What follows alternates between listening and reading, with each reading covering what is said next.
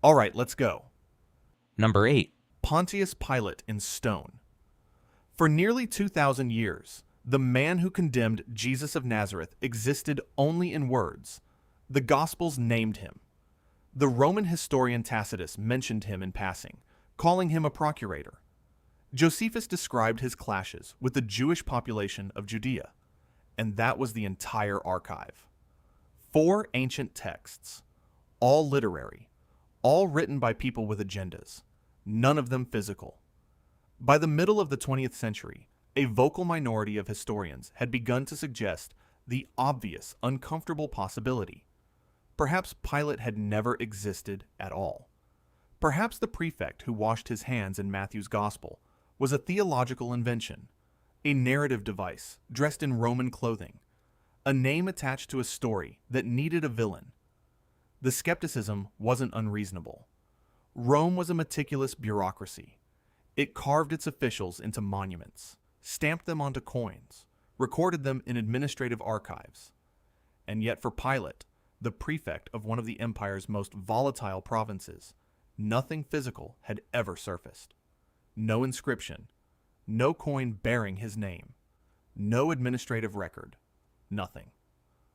Then, in June 1961, an Italian archaeologist named Antonio Frova was excavating the ruins of Caesarea Maritima, the Roman administrative capital of Judea on the Mediterranean coast. His team was working through the remains of a theater that had been renovated in the 4th century, 300 years after Pilate's death. Embedded in the structure, repurposed as a humble step in a staircase, was a worn limestone block. Someone in late antiquity had taken whatever the block originally was, flipped it on its side, and used it as construction material. The inscription on its face had been partially defaced in the process, the letters chiseled and scarred to make it sit flush. Frova turned the block over and read what remained. 4 lines of Latin, fragmentary, eroded, but unmistakable. S. Tiberium, Pontius Pilatus, Praef Ectus, Juda, EAE. A Tiberium, a structure dedicated to the Emperor Tiberius, built by Pontius Pilatus, prefect of Judea. The implications detonated through biblical scholarship overnight. Here was Pilate, named, titled, located, dated, set into stone by his own administration during his own lifetime. He had ruled Judea from 26 to 36 of the Common Era under the Emperor Tiberius. The Gospels had placed him there. The stone confirmed it. But the stone also corrected the record in a way no one had anticipated. Tacitus, writing decades after Pilate's death, had called him a procurator, the standard administrative title for governors of imperial provinces in later periods. The Caesarea inscription called him prefectus, a prefect, a military title. The distinction matters. It tells us that in Pilate's own era, Rome governed Judea through a military commander, not a civilian bureaucrat, and that Tacitus, working from later conventions, had quietly anachronized him. The Gospel writers, ironically, had been more careful. They simply called him hegemon, a generic Greek term for ruler, and let the ambiguity stand. The Pilate stone is now displayed at the Israel Museum in Jerusalem. A weathered limestone fragment, smaller than a kitchen counter, the only contemporary monumental inscription of a Roman official named in the New Testament. It sits behind glass under controlled lighting, its surviving letters still legible enough to read across 2,000 years. And it was not the last trace to surface. Decades before Frova's excavation, archaeologists working at Herodium, the desert fortress and burial complex of Herod the Great south of Jerusalem, had recovered a small copper alloy ring. The object was unremarkable, the kind of administrative seal a mid-level functionary might have used to stamp documents. It sat in storage for years, its inscription too corroded to read with the naked eye. In 2018, researchers at Hebrew University subjected the ring to advanced photographic imaging, layering exposures to coax detail from metal that the centuries had nearly erased. The Greek letters resolved into 2 words, of Pilatus. Whether the ring belonged personally to the prefect or to a member of his administrative staff acting in his name, scholars still debate. What is no longer in question is the man himself. The skeptical reading collapsed in a Mediterranean theater in 1961, beneath the foot of every late Roman who had ever climbed that staircase. Without knowing what they were stepping on, Pontius Pilate had been there all along, waiting in stone for someone to turn him over. He would not be the last. Number 7. The Tel Dan Stele and the House of David. In July 1993, a team led by Israeli archaeologist Avraham Birin was excavating at Tel Dan, a mound rising from the foothills of the Golan in the far north of Israel, when a surveyor named Gila Cook noticed something embedded in a wall of secondary use stone near the outer gate. It was basalt, black, hard, and inscribed. She had walked past it before. The afternoon light caught the surface differently that day, and the letters revealed themselves. Within minutes, the team understood that they were looking at something that should not have existed. For most of the 20th century, a school of biblical scholarship known as the Minimalists had argued that the early kings of Israel and Judah were literary fictions, folk heroes invented centuries after the fact to give a small hill country people the illusion of a glorious past. David in particular was treated as a kind of Hebrew Romulus, a founder myth dressed in royal robes. By the 1980s, scholars like Philip Davies and Niels Peter Lemsche were publishing arguments that no archaeological trace of a Davidic dynasty had ever been recovered, and that the absence was itself the answer. There had been no David. There had been no kingdom. The Bible, in their reading, was a Persian-era invention projecting backward onto an empty stage. The opposing camp, the Maximalists, defended the historicity of the biblical kings. William Deaver at the University of Arizona would spend decades arguing that the textual tradition preserved real memory, however distorted. Israel Finkelstein at Tel Aviv University took the middle ground, accepting a 10th century chieftain while denying the imperial scope described in Scripture. The argument had ossified into trench warfare. Each side waited for evidence that would not come. Then the basalt spoke. The fragment Cook found, and the 2 additional pieces recovered from the same gate complex in 1994, formed a victory monument inscribed in Aramaic. Paleographers dated the script to somewhere between 870 and 750 BCE, with most settling near the mid-9th century. The author was almost certainly Hazael of Damascus, an Aramean king known from Assyrian records and from the Hebrew Bible itself, boasting of military victories over his southern neighbors. Line 9 of the largest fragment contained a phrase that detonated quietly across the field of biblical studies. By TDWD, the House of David. The reading was not a stretch. The letters were clear. The phrase followed the standard Northwest Semitic construction for a dynastic name, identical to constructions like House of Omri, used by the Assyrians to designate the kingdom of Israel. The Aramean king was claiming to have killed a king of the House of David. The dynasty existed in the political consciousness of its enemies. It had a name. It had a founder. And that founder was being invoked roughly a century and a half after he was said to have reigned, in the boasting inscription of a hostile foreign monarch who had no reason to flatter the people of Jerusalem with an imaginary past.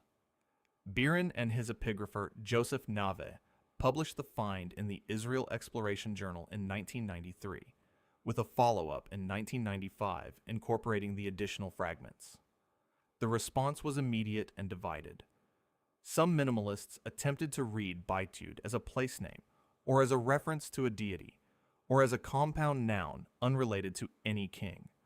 Most of these readings collapsed under epigraphic scrutiny within a few years. The simpler explanation held. The House of David was a recognizable political entity in the 9th century BCE. The implications expanded almost immediately.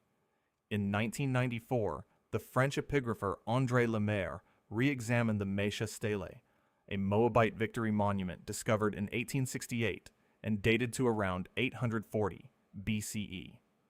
Lemaire proposed that a damaged line on the Mesha Stele contained the same phrase, By Tituri DWD, in reference to the same dynasty. The reading remains contested, but if Lemaire is correct, then within a single year, the archaeological record had produced two independent 9th century references to the Davidic line, one Aramean, one Moabite, both written by hostile neighbors with no theological investment in Israelite history. What makes the Tel Dan discovery particularly disquieting is its accidental geometry. Hazael Stele had been deliberately smashed, almost certainly by a later Israelite king reclaiming the city, and the fragments had been reused as ordinary building stone in a wall that stood for nearly 3,000 years before a surveyor happened to notice the cut of a letter. A single decision, made by an unknown mason in the 8th century BCE, preserved the inscription that would later force an entire academic discipline to revise its position on the historicity of an Iron Age dynasty. Had the stone been pulverized rather than recycled, had it been set inscription inward rather than outward, the minimalist consensus might still hold the field today. The basalt sits now in the Israel Museum in Jerusalem, 3 fragments behind glass, the letters of Byte DWD small enough to cover with a thumbnail. The kingdom they named is gone. The dynasty they accused is gone. The Aramean king who commissioned them is gone. The accusation remains, cut into stone by an enemy, surviving by accident, still legible in the museum light. Number 6. King Midas at Gordion. In 1957, Rodney Young of the University of Pennsylvania drove a tunnel into the side of a mound in central Anatolia and entered a room that had been sealed for roughly 2,700 years. The mound was called Tumulus MM. It rose 53 meters above the Phrygian plain, the largest burial mound in Anatolia, a hill engineered by human hands to bury one man and the wealth he carried into the dark. What Young found inside reorganized a myth. The chamber was constructed of squared pine and juniper timbers, fitted together without metal fasteners, a wooden room buried beneath thousands of tons of rubble and clay. It is still standing. The structure inside Tumulus MM remains the oldest standing wooden building in the world, dated by tree ring analysis to approximately 740 BCE. Not a reconstruction, not a fragment. A complete room with walls and a ceiling, still holding its shape after 27 centuries beneath an artificial mountain. On a wooden bier in the center of that room lay a skeleton. A man, somewhere in his 60s, laid out on a thick pile of textiles dyed blue and purple. Around him were arranged 157 bronze vessels, cauldrons, bowls, ladles, fibulae, a banquet service for a king's afterlife. Bronze situli shaped like lions and rams, iron-trimmed wooden furniture, leather belts, a grave assemblage so rich and so complete that when archaeologists from Penn first stepped inside, they were standing in what was effectively a frozen Iron Age feast, undisturbed by looters, undisturbed by collapse, undisturbed by time. The site was Gordion, the capital of Phrygia, the kingdom of Midas. The Greeks remembered Midas as a fool in a fable, a king cursed by Dionysus to turn everything he touched into gold, starving in the middle of his own wealth. A king with the ears of an ass, hidden under a cap, whispered into the reeds by a barber who could not keep the secret. The story is so deeply lodged in Western imagination that the name Midas long ago detached from any historical person and became a metaphor for ruinous greed. But there was a man. Assyrian records from the reign of Sargon II, dating to approximately 710 BCE, name a ruler called Mita of Mushki, a king of the highlands west of the Assyrian frontier, a power Sargon had to negotiate with, raid against, and eventually treat as a diplomatic equal. Assyriologists identified Mita of Mushki as Midas of Phrygia more than a century ago. The cuneiform tablets describe him not as a cursed buffoon, but as a serious geopolitical actor, a king at the head of a federation, conducting embassies, exchanging hostages, managing a frontier. The man the Greeks turned into a parable was, in the harder records of his eastern neighbors, a working monarch of a real Iron Age state. And then Rodney Young opened the mound. For decades, Tumulus MM was treated as the tomb of Midas himself. The dates fit the scholarly consensus. The wealth fit a king. The scale of the burial, a mound visible for kilometers across the Anatolian plateau, fit a ruler whose name had survived into Greek legend and Assyrian archive alike. The body on the textiles was Midas. That was the story for nearly half a century. Then the tree rings spoke. In 2001, dendrochronologist Peter Kuhneholm of Cornell University published a refined sequence of dates drawn from the timbers of the tomb chamber itself. The wood, he argued, had been cut around 740 BCE. That date is too early for Midas, who according to the Assyrian records was still on the throne 3 decades later. The man in the chamber, by this reading, could not be Midas. He had to be someone who died before Midas reigned. The leading candidate is Gordius, Midas's father, the king for whom the city of Gordion was named, which produces one of the strangest results in modern archaeology. The largest royal tomb in Anatolia, the oldest standing wooden building on Earth, the frozen banquet of 157 bronze vessels, the skeleton on the dyed textiles. All of it may belong not to the famous king, but to the father who raised him. Midas himself, the man Sargon's scribes recorded by name, the man whose memory the Greeks distorted into the golden touch, remains unburied in the archaeological record. His tomb, if it exists, is somewhere else under the Anatolian soil, unfound. The debate continues. Some scholars accept the redating. Others argue the timbers were old when the chamber was built, reused from earlier construction, and that the burial itself is later than the wood. The body has not yielded its name. The bronze vessels carry no inscription identifying their owner. The skeleton in the wooden room is either Midas or the man who made Midas possible, and the archaeology cannot yet decide between them. What is no longer in question is that the king behind the myth existed. He ruled. He dealt with Assyria. His dynasty buried its dead in mounds that still rise above the plain.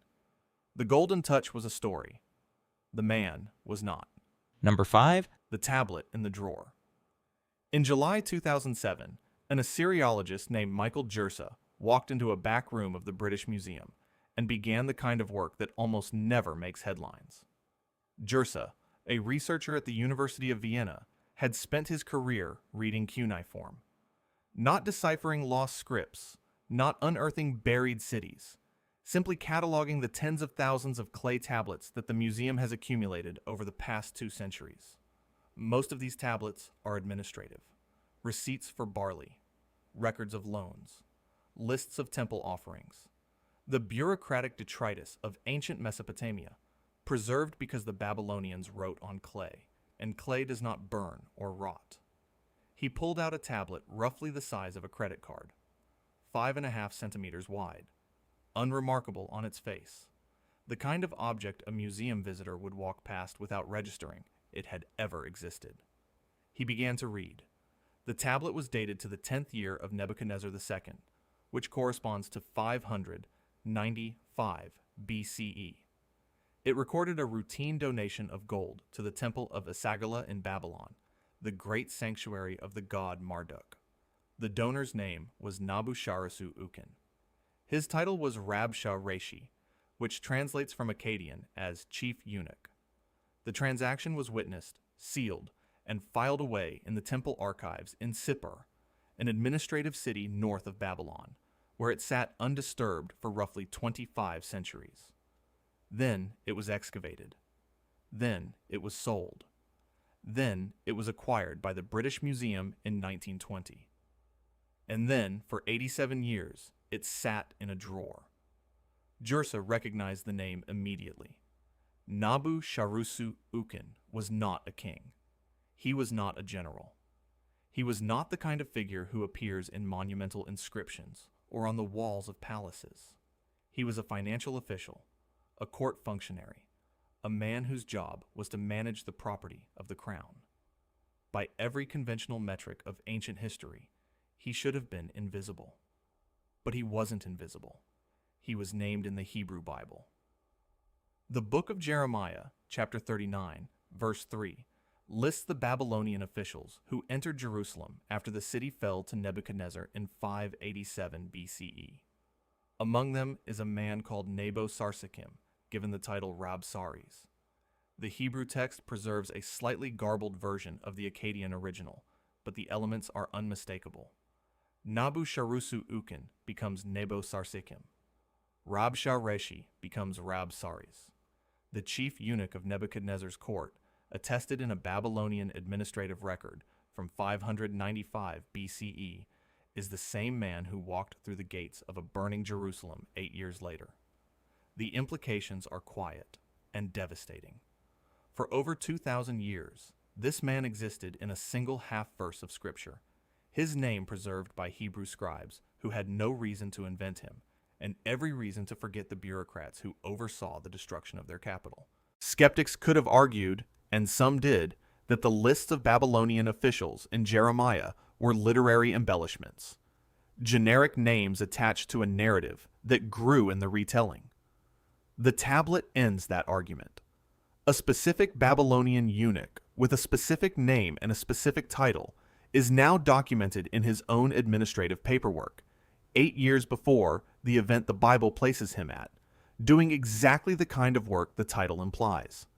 The match is precise enough to be unimpeachable. What makes the discovery particularly unsettling is its ordinariness. Jersa was not searching for a biblical figure.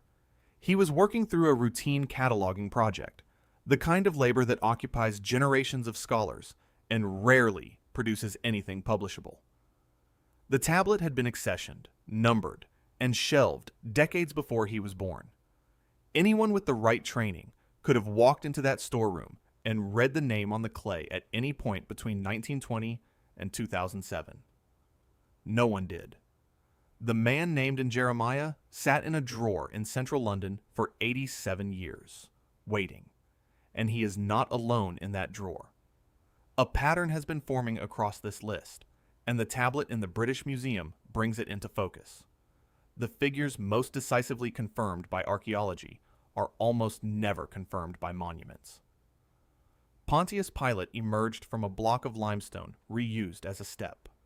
King David emerged from a shattered stele dumped as construction fill. Caiaphas, who we will return to later in this list, emerged from an accident at a construction site, and Nebo-Sarsekim emerged from a piece of clay smaller than a human palm, recording a transaction so routine that no one in Babylon would have considered it worth preserving for any reason except the bureaucratic instinct to file everything. The grand inscriptions of ancient kings were designed to be read. The administrative tablets, the burial bully, the ossuary lids, the temple receipts, the personal seals pressed into wet mud and discarded into garbage pits. These were never meant to speak to us. They are the unintended testimony of civilizations that wrote their propaganda in stone and their truth in clay. And it is the truth that survives. The British Museum holds an estimated 130,000 cuneiform tablets. The vast majority have never been fully read. Most are administrative. Most are routine. Most are the discarded paperwork of empires that fell so long ago their languages had to be reconstructed from scratch in the 19th century. Somewhere in that collection, in storerooms in London and Berlin and Philadelphia and Baghdad, other names are waiting. Names that have been read for centuries in scripture and dismissed as fiction. Names whose owners signed contracts, witnessed donations, paid taxes, and went home to families whose existence we will never recover. The eunuch who watched Jerusalem burn left a receipt for a gold donation. The receipt is still there. Number 4. Cyrus the Great in clay. In March 1879, a British museum agent named Hormuzd Rassam was digging through the foundations of the Esagila Temple in Babylon when his workers pulled a barrel-shaped object from the soil. It was not gold. It was not stone. It was a lump of baked clay, roughly the size of a forearm, 22.5 centimeters long, its surface densely packed with Akkadian cuneiform pressed into the wet clay nearly 25 centuries earlier. Rassam crated it, shipped it to London, and the object entered the museum's collection under the registration number BM 90920. It would come to be called the Cyrus Cylinder, and it carried something almost no ancient ruler left behind: a voice. For most of the kings on this list, archaeology delivers fragments: a name on a stele, a title on a ring, a bureaucratic notation in the margins of a temple ledger. The Cyrus Cylinder is different. It is a first-person royal proclamation, dictated by the king himself in 539 BCE in the immediate aftermath of his conquest of Babylon, then buried in the temple foundations as a kind of theological time capsule. The text opens with the previous Babylonian king, Nabonidus, denounced as a heretic who had angered the god Marduk. Marduk, according to the cylinder, then scanned the world for a righteous ruler and selected Cyrus, king of Anshan, king of Persia, to enter Babylon without battle and restore the proper order of worship. Then comes the passage that is echoed through 3,000 years of religious memory. Cyrus declares that he has gathered the peoples deported by previous Babylonian kings, returned their sacred images to their proper temples, and allowed them to return to their homelands. He names cities. He names sanctuaries. He describes a policy of imperial repatriation enacted across the entire territory of his new empire. The scale of corroboration is staggering. The Hebrew Bible, in the opening verses of the book of Ezra, records that in the first year of Cyrus, king of Persia, the Lord stirred up his spirit, and he issued a proclamation throughout his kingdom that the exiles of Judah should return to Jerusalem and rebuild the temple. For centuries, this was treated by skeptics as theological wishful thinking, a Persian fairy tale invented by Jewish scribes to explain their return from Babylonian captivity. The Cyrus Cylinder, buried in temple foundations, a continent away from any Jewish scribe, says the same thing about the same policy in the same year. Two independent texts, written in two different languages by two different peoples for two different audiences, describe the same imperial decree. The numbers anchor the moment with precision. Cyrus took Babylon in October 539 BCE. The cylinder was inscribed within months of that conquest. The biblical decree dates to the first year of his reign over Babylon, which is the same year. The Greek historian Herodotus, writing roughly a century later, describes the same king conquering the same city in the same way. Three streams of evidence converging on a single individual. But here is where the modern story of the cylinder becomes its own kind of mystery. In October 1971, the Shah of Iran staged an enormous celebration at Persepolis, marking what he claimed was the 2500th anniversary of the Persian monarchy. The Cyrus Cylinder was elevated, in the language of that celebration, to the first Declaration of Human Rights. A replica was presented to the United Nations. The phrase entered global circulation. The framing is contested by almost every Assyriologist who has studied the text. The cylinder is not a charter of universal rights. It is a Babylonian-style royal inscription written in Akkadian conventions, claiming divine favor and political legitimacy in language that any Mesopotamian king of the previous 1,000 years would have recognized. What it does describe, factually and specifically, is a policy of religious tolerance and repatriation enacted on an imperial scale. That alone is extraordinary. The 20th century mythology layered on top of it has obscured the older, harder fact embedded in the clay. The king who issued these words did not vanish into legend. His tomb still stands at Pasargadae in modern Iran, a six-tiered limestone monument rising in the open plain of Fars province. When Alexander the Great's armies swept through Persia in 330 BCE, his historians recorded a visit to this tomb. They described an inscription, a golden coffin, and a small chamber. The inscription is gone. The coffin is gone. The chamber is empty.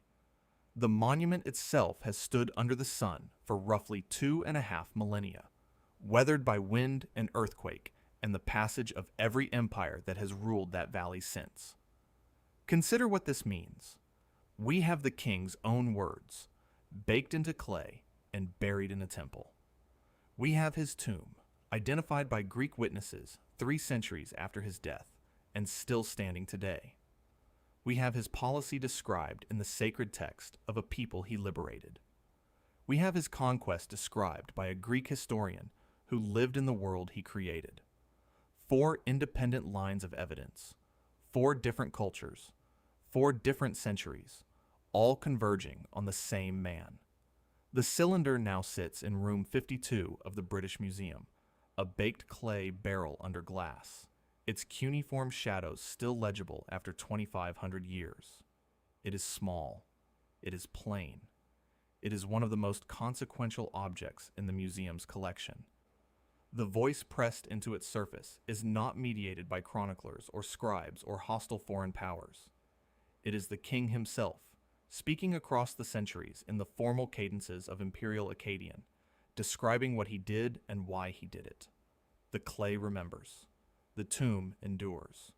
And the policy he announced in 539 BCE still echoes in the founding documents of a people whose descendants are reading them this morning. Number 3. The Caiaphas Ossuary.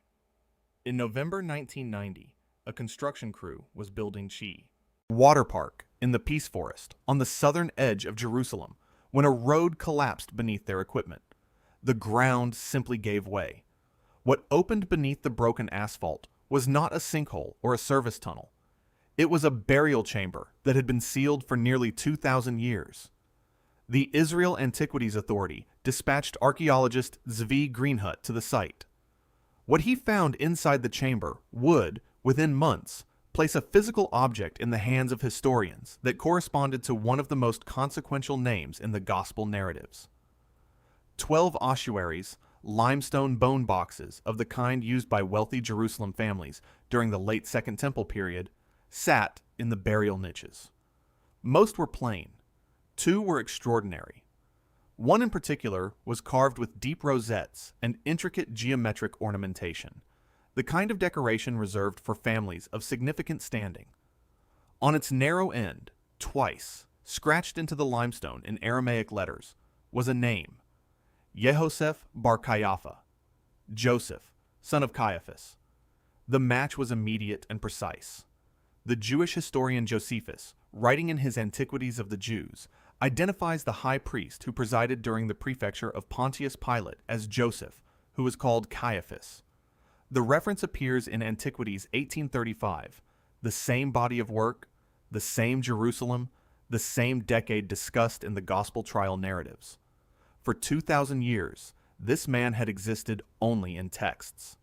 Now his name was carved twice into the stone box that held his bones. Inside the ossuary were the remains of 6 individuals: children, an adult woman, and a man who had died in his 60s. Greenhut and his team published the findings in Atikat in 1992, the Israel Antiquities Authority's peer-reviewed journal, and the artifact entered the permanent collection of the Israel Museum, where it remains on display. The numbers around the discovery are quiet but staggering.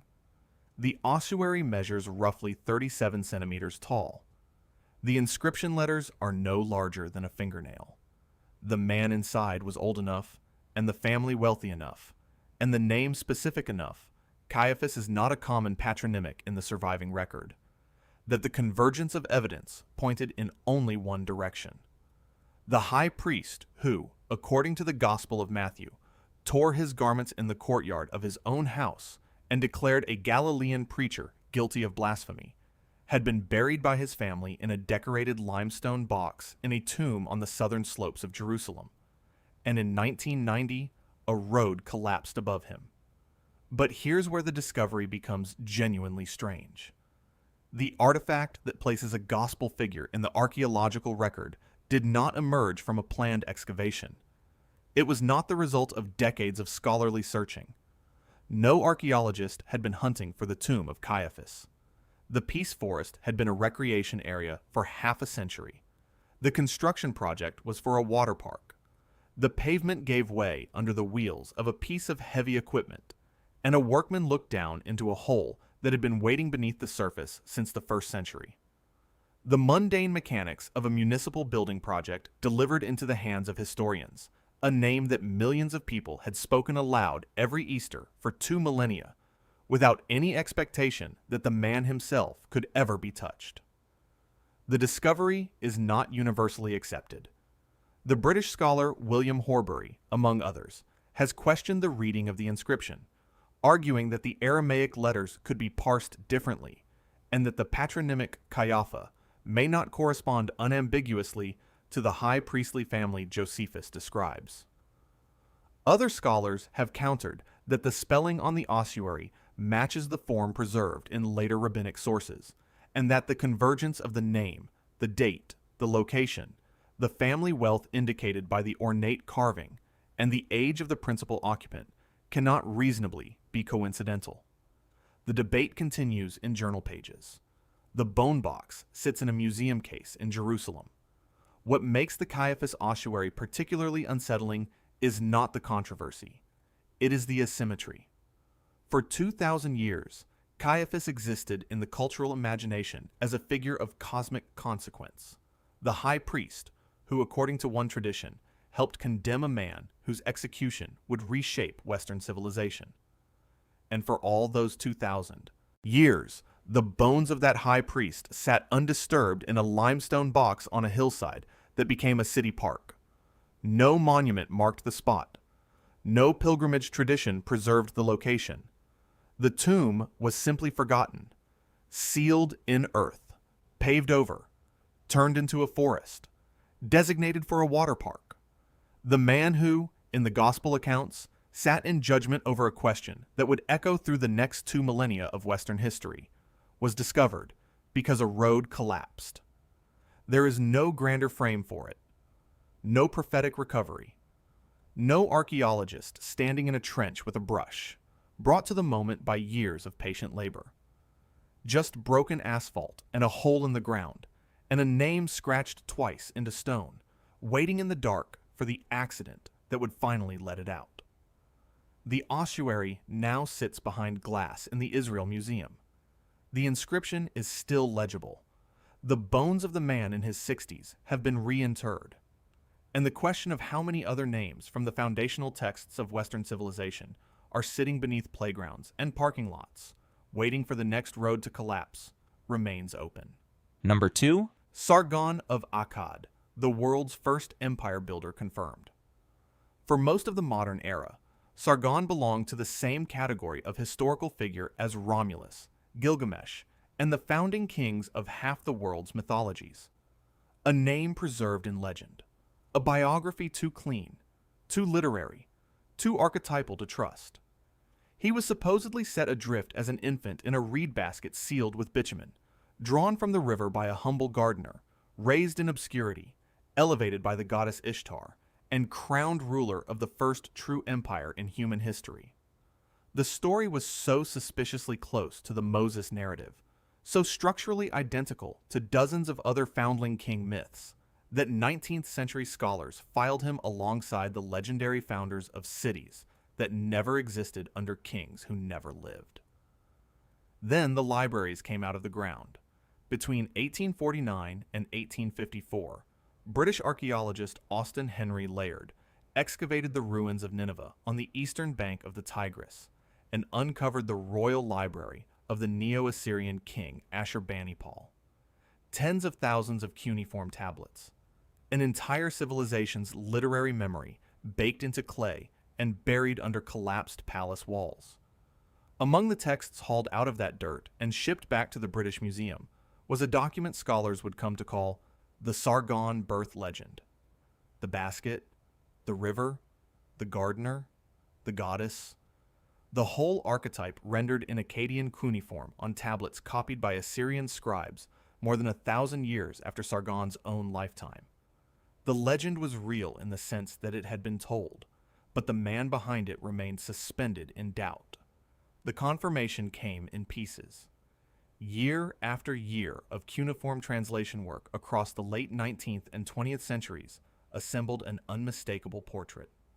Royal inscriptions naming Sharam kin, which translates roughly as "the king is legitimate," a name suspicious in itself for a man who almost certainly was not. Administrative tablets dated to his reign. Year names recording his military campaigns. Copies of his own commemorative inscriptions preserved by later Babylonian scribes who recopied them as templates of imperial rhetoric. Records from his successors. Records from his enemies. Records from cities he conquered and cities he passed through. Sargon ruled approximately 2334 to 2279 BCE. He founded the Akkadian Empire, the first political entity in human history to weld together the city-states of southern Mesopotamia into a single centralized state under a single dynasty. He campaigned from the Persian Gulf to the Mediterranean. He installed his daughter Enheduanna as high priestess of the moon god at Ur, and her surviving hymns make her the earliest named author in world literature. The man was real. The empire was real. The legend grew around him because the reality demanded it. But here's where the story develops a strange and bitter symmetry. We have Sargon's words. We have his administrators, his daughter, his enemies, his successors. We have the foundling legend that swelled around his memory, like a halo of myth. What we do not have is his capital. The city of Akkad, the seat of the world's first empire, the metropolis from which Sargon ruled a territory stretching across 3 modern nations, has never been found. Cuneiform sources describe it in detail. Temples, palaces, canals, harbor districts. The geographic clues point somewhere in central Iraq, most likely beneath the silt and sprawl of Greater Baghdad, possibly under modern construction that will never be excavated, possibly carried off by a shifting course of the Tigris or Euphrates, centuries before the first archaeologist arrived. The city that gave its name to an entire language, an entire empire, an entire era of human civilization, is the most prominent missing place in the archaeological record of Mesopotamia. A copper head deepens the puzzle. In 1931, excavators at Nineveh recovered a life-size copper alloy portrait of a bearded ruler, cast around 2300 BCE in a technique so sophisticated that for decades scholars refused to believe it was as old as the strata insisted. The eyes had been gouged out in antiquity, an act of political desecration aimed at a specific dynasty. The face is regal, austere, unmistakably royal. For nearly a century, it has been variously identified as Sargon himself or as his grandson Naram-Sin, with no consensus and no resolution. It became one of the most reproduced images in the history of Mesopotamian art. The face of the First Empire, even if no one could agree whose face it was. In April 2003, during the looting of the Iraq Museum in the chaos that followed the American invasion of Baghdad, the copper head was stolen. It has never been recovered. It is presumably in a private collection somewhere, or melted down, or buried in a vault waiting for a market that will accept it. The single most evocative portrait of Sargon's dynasty, the one object that gave a human face to the founder of the world's first empire, vanished into the same kind of silence that swallowed Akkad itself. What remains is the paradox. We have proven that Sargon existed. The tablets are exhaustive. The cuneiform record is one of the densest bodies of evidence for any single ancient ruler. The man who was once dismissed as a Mesopotamian Romulus, a folk hero spun from river foundling tropes, is now among the most thoroughly documented figures of the 3rd millennium BCE. And yet his city is lost. His portrait is stolen. His daughter's hymns survive while his palace does not. The first emperor in human history is real, and almost everything he built is gone. Number 1. Hezekiah's fingerprint in mud. The city of Akkad may be lost beneath modern Baghdad, but in Jerusalem, a king who ruled 15 centuries after Sargon left behind something almost too small to see. Not a monument, not a palace. A lump of dried clay the size of a pea, thrown into a garbage pit 27 centuries ago, and forgotten until a sieve full of dirt was rinsed under a hose. In 2009, Israeli archaeologist Eilat Mazar was excavating at the Ophel, the elevated saddle of bedrock south of the Temple Mount in Jerusalem.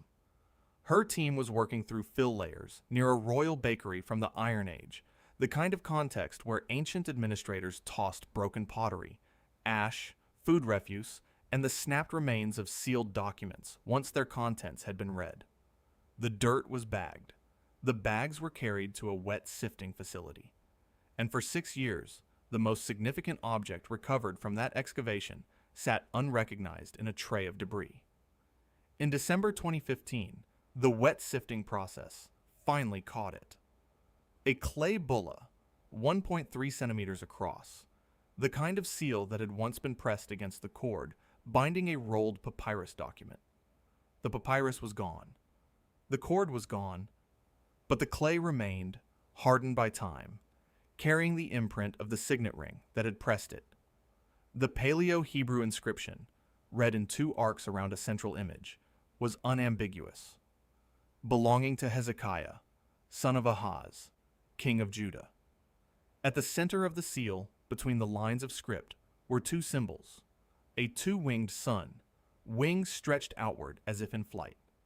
And on either side, the Ankh, the looped Egyptian symbol of life. A king of Judah had chosen iconography borrowed from the great solar empires to the south, pressed into wet clay by his own hand, or by the hand of a scribe acting in his name.